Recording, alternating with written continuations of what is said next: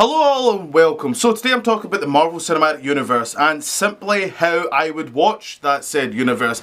Now, Marvel actually released an official timeline and many, including myself, did not really agree with it, which is weird because obviously that's the official thing, but there was things like Black Panther was after Spider-Man Homecoming, after Civil War, even though Black Panther clearly states that it was a week since Civil War, so it seemed weird to many people. But today I'm going to talk about just simply how I watch the cinematic universe in chronological order, and I'm getting very into detail about this. I'm not just talking about watching the first Avenger, then Captain Marvel, then just watch the rest of them. Oh hell no! I'm getting really in-depth and I'm getting really pathetic today with my video of basically simply how I watch the Marvel Cinematic Universe in chronological order. And also, just before I really kind of start, I just want to say that how I do this is basically saying I'm going to say the year, the scene that it might be, and said movie, as well as maybe what disc that might actually be in, as well as the time code to obviously watch that said maybe just a scene or a flashback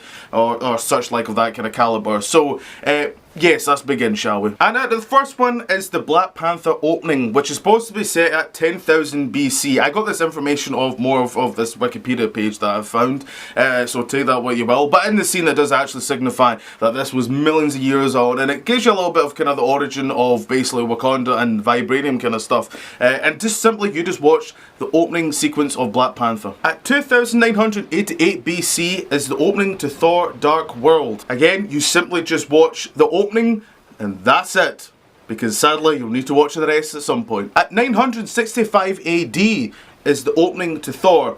Again, you'll have to watch the rest of that later. Now we have a bit of a jump here. There's not really much really that signifies, I think, to me, but we're jumping to 1936. Quite some jump, but this scene was in the Captain America Winter Soldier. It's a little bit of a flashback sequence with Bucky and Cap. And simply that you skip to the movie at the precise time code of 1 hour, 32 minutes and 30 seconds. Yes, this is getting quite sad, isn't it? And the next big point is from 1943 to 1945. Now, in this kind of stance we have is the Captain America First Avenger movie. Now, you skip the opening and you don't watch the epilogue. You simply just watch the main kind of chunk of the actual movie, which takes place between 1943 and ends when the World War II ends in 1945. In 1946 will be the Agent Carter short movie. Now, to actually watch this, you need to put in your Iron Man 3 disc to actually watch this said little short movie. Now, stuff like this I'm talking about here, this is entirely up to yourself. You don't really need it, but I thought to add it in anyway. But for 1953, we do have a little bit of a little short clip of Peggy in the 50s talking simply about of our past, and the time code for this 19 minutes and 48 seconds. But as I says, that's not, I'm kind of more going with just scenes or flashbacks, more things. This is more video footage, so it's entirely up to yourself if you want to watch this. 1980, the opening to Guardians of the Galaxy Volume 2. This was always a scene between Meredith Quill and Ego that you have, which I actually just want to quickly add is a very nicely done Kurt Russell that they did of making him look younger. But yes, you watch this scene of 1980, the opening of Guardians of the Galaxy Volume 2. 1987, Ant-Man and the Wasp opening. Now, this does actually have scenes of a flashback that happens in the first Ant-Man movie, but actually to me makes more sense just literally watching the opening of Ant-Man and the Wasp, because you do simply get what you need to get from the scene, because what happens in Ant-Man, that flashback, is basically what's in the opening of Ant-Man the Wasp. Obviously, what you get more in Ant-Man the Wasp is Michelle Pfeiffer's character with our Wasp, so it makes more kind of sense of using that scene to me, as well as you also get a scene, a little bit scene after of Michael Douglas going back to obviously Hope and telling her that her mum has died. So to me, I think it's better you just watch the opening to Ant-Man and the Wasp. 1988, the opening of Guardians of the Galaxy that you now watch. That's obviously the scene where poor old Peter Quill's mum dies. It's a very cheery opening, but some good music. So yes, you watch the opening to that. 1989, you put in your Ant-Man disc and you watch the opening to Ant-Man. 1991, the assassination of Howard Stark. Now this is a bit of a kind of a muddle a little bit for me. Now obviously, for the start of it, you just simply watch the opening to Captain America Civil War. And it's up to yourself if maybe that's just what you want to watch, because what I'm going to talk about next is a little bit of a muddle and a mix, I guess, a little bit. It's entirely up to yourself. But time code wise, to start watching the next part of the actual Bright assassination, will start at 2 hours, 1 minute and 43 seconds. Yeah, so it's up to yourself. You can watch it at that point. It's not by rights a full scene. It is clips, but then it also cuts to obviously Tony and Cap, so it's entirely up to yourself if you want to watch it in that way. It's kind of hard a little bit because obviously it is cutting, so it's not really it's a full flashback, but at least the opening is. So this one is more entirely up to yourself if you really want to go full for it. 1992, the opening to Black Panther. Now this is obviously by rights the second opening that they have, so you skip past that opening that you've already watched way back when, and then you watch the opening which has a time code of 1 minute and 47 seconds. So you literally just watch the part where it gets into 1992, and you just simply watch that little scene, and that's kind of it really. 1995, the Captain Marvel movie. Now, this was kind of why I wanted to wait to watch this movie, just to get time code. Now, they do say obviously there's bits that are 6 years, but we don't really get a full really kind of scene a little bit again. So I just thought to simply just put it in 1985 and just watch simply the whole movie. There's no chucking about or nothing. Obviously, you've got the after credit scene which takes place in Endgame, but I still think that scene actually takes within the movie. So a lot of after credit scenes, just skip them if they're literally just into a next movie. I don't see the point in that. Yes, so this, you just simply watch the whole of Captain Marvel until you get the DVD and Blu-ray right now, because it's obviously still in cinema at the time of this recording. But yes, so just watch simply the whole movie of Captain Marvel. 1995, the Gamora flashback. Now this is in Avengers Infinity War. You need to put your disc in for that. And for the time code for this scene is at 42 minutes and 27 seconds. Now I actually quite like this flashback. I think it's a good way to kind of give us a little bit more detail on Gamora and what can also happen to her past and her connection with Thanos. So I think this is a really great flashback.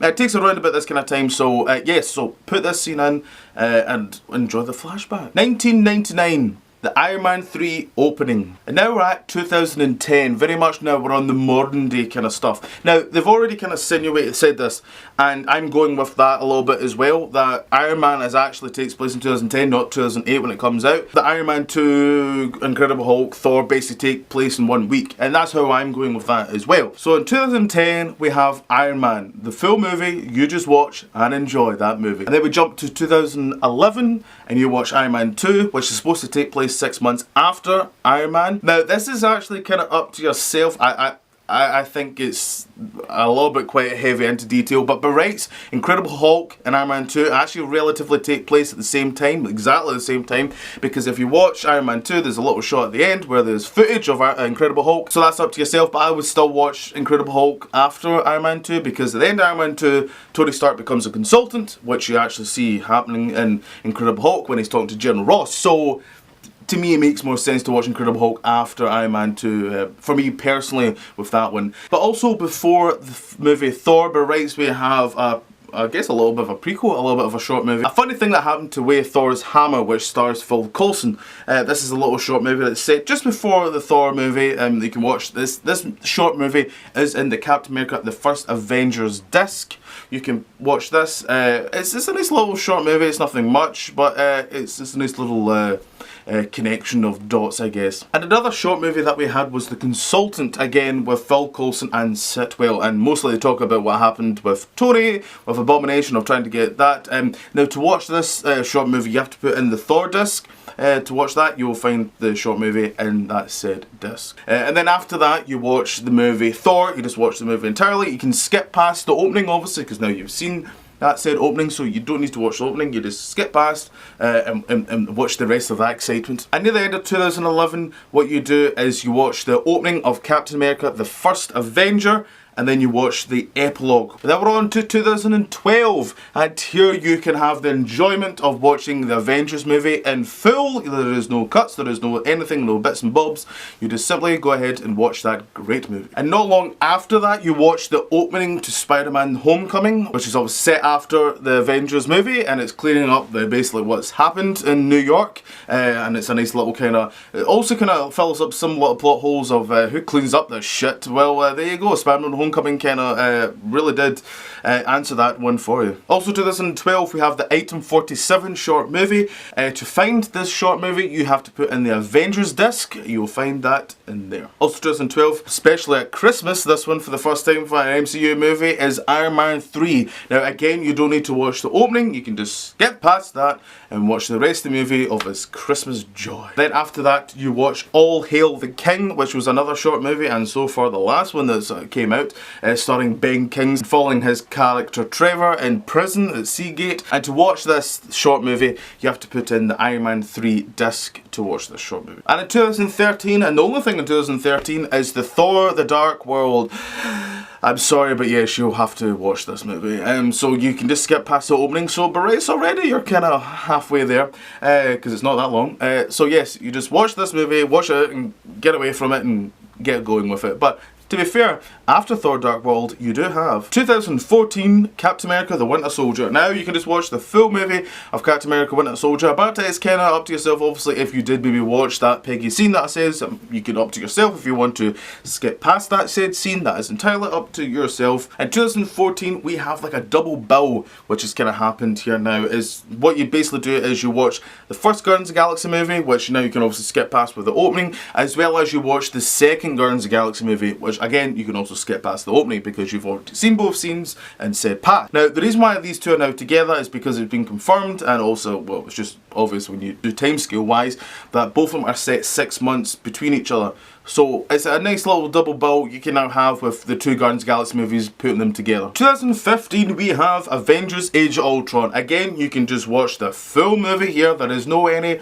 jarring cuts or anything that you need to really kind of do here. Maybe the Thor scene when he's trying to do something in a bath, or I can't remember why. And then after Avengers Age of Ultron 2015 you have the Ant-Man movie. Again, you can just skip past the opening, just watch the rest of the movie and enjoy. And now on to 2016. This was the big year that really was kind of, to me, a complete muckover in the official Marvel Cinematic Universe timeline. So to me, obviously, it starts with Captain America: The Civil War. Again, skip past the opening, you don't need to watch the opening, and you can just watch the rest of the movie. Obviously maybe skip past the assassination of Howard, because maybe you've seen it, or maybe you just don't want to see John Slattery getting murdered. It's up to yourself. But it's different to the official one, but to me, I think you should watch Black Panther after Civil War. It clearly states in the movie when Black Panther is watching a news footage and it's saying it's been a week since the murder of his father. And I would find it weird if he would record news footage and keep watching news footage of his father precisely like when he died on news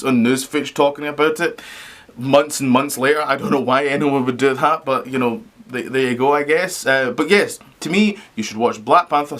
You can skip past full of the opening and just watch the rest of it, because to me, it's a week after Civil War. And next in 2016 is Spider-Man Homecoming. Again, skip past the opening, you don't need to watch that. And to me, the reason why I put it here is because in the movie it does say it's set 6 months after Civil War, so it makes sense to put this after Black Panther. To me, it makes more sense in timeline order wise, even though I think it was apparently meant to be Sony that kind of mucked up the fact that they chucked in 8 years, but apparently we're meant to just ignore that. That's Marvel said no, ignore that doesn't make sense. You watch Spider-Man Homecoming, because to me it's obviously set 6 months after Civil War. And near the end of 2016, actually arcing into 2017, will be the Doctor Strange movie. It actually came out that the Doctor Strange movie actually takes place over a whole year. It doesn't really feel like that in the movie, but once you maybe kind of start to see moments, right, okay, that there's time jumps within the movie, it obviously makes sense, especially when you have like scenes where he's healing and all that kind of stuff, and he's trying to find certain things to help him get better, obviously, so obviously that stuff like that takes a while. So to me, I put it right at the end after all that kind of stuff, and just have that at the end of 2016 and 2017 leading into Thor Ragnarok also. Now, the beauty of Thor Ragnarok, you just watch the whole movie. There is no cuts there. You can just enjoy that beautiful movie that you can.